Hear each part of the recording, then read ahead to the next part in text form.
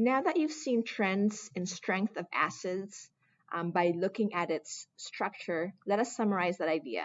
So over here, we know that strong acids will completely ionize. What that means is that when you drop hydrochloric acid as a strong acid, if you drop that in water, all 100% of it will break apart, 100% dissociation. Forward direction only. That means that the HCl will go to the right and break apart into H plus and Cl minus, but never go backwards. It'll never form HCl again. Okay, so strong acids, you're going to get a lot of H pluses, and you have to be careful with these at high concentrations. It could burn your hand or, burn a lot of things. So memorize the strong acids. It'll help you so that when you go in the lab, you open a cabinet and you say, okay, strong, strong, strong, strong, okay? And there's only 7 of them to memorize. So I'm going to give you a mnemonic device, different from the video that I showed you before, but this one is better. It goes like this. High, which is HBr. Clean your bedroom, so HCl. Bedroom, HBr. Okay, so these are the binary acids. As you can see here, it is the top 3 because they're the bigger ones. So those are the top 3. HF is actually a very weak acid because F is very small. The distance between the H and the F is very small. It's close together, so the bond between them is very strong. Therefore, the H will not come off. So HF is a weak acid. So high, clean your bedroom. So the other ones are ternary acids or oxyacids.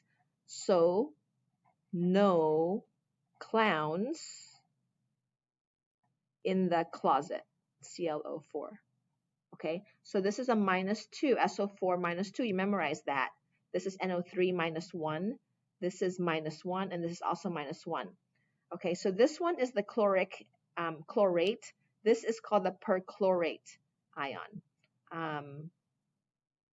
So when you add the H in front of it, let me just write the H's. H is a +1, so you're going to need 2 of these, H2SO4. You're going to need 1. You're going to need 1 here, and you're going to need 1 here. So let me just erase the charges, because when they come together, it is neutral. So this is sulfuric acid, nitric, chloric. This is called perchloric acid. It's even stronger than chloric because it has 1 more oxygen. As you can see in the structure here, this is the chloric, and here's the perchloric acid with more O's to pull electron density away from the H, making it leave. Okay, so the weak acid, when you drop it into water, is partially ionized.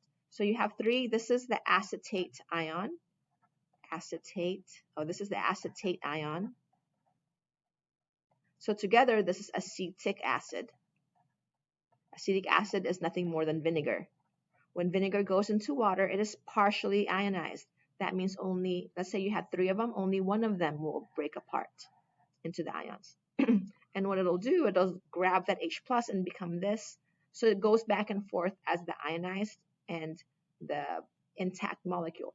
So this reaction, the acetic acid will go to the right, but it can also go backwards to form that acetic acid. Okay, so it's like a equilibrium that goes back and forth. But you get very little, so weak acids, you will get very little H pluses.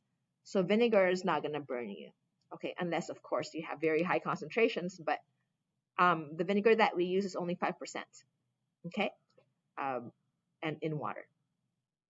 So now that you understand strong acids and weak acids, so the strong acids are these 7, everything else are all weak, okay? And this is the structure of vinegar, by the way. Again, you can see this structure with the C double bond O. Sometimes acetic acid is written this way, COOH with a double bond O, and this is the H that comes off. And this is the same as this structure right here. They're the same thing. Okay, so now let's talk about strong bases. First, the strong bases have hydroxide. The reason it's strong is because it has lone pairs ready to accept that proton.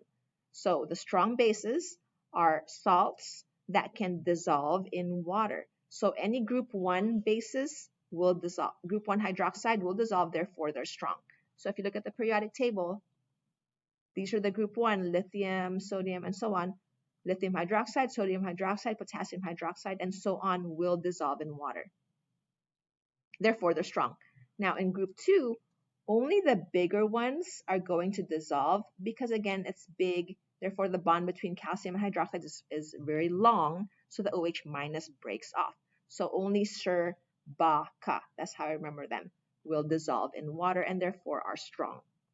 So the strong bases are as follows. All the group 1 hydroxides and Serbaka hydroxides. Okay, so when they dissolve, it breaks into these ions.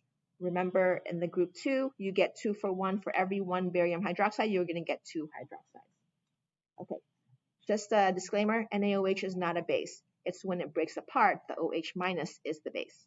Okay, so other bases, if you notice here, the acetate ion can take that H plus back and become the acetic acid. So since it's accepting the H, it's also a base. So this is also a base. And it's the conjugate base of this acid.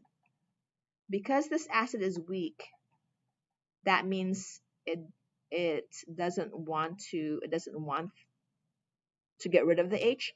That means the acetate ion really wants the H.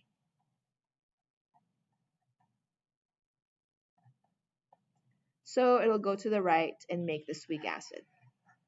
Okay. So if you have a weak acid, the conjugate base is going to be a little bit stronger than normal. Strong conjugate base.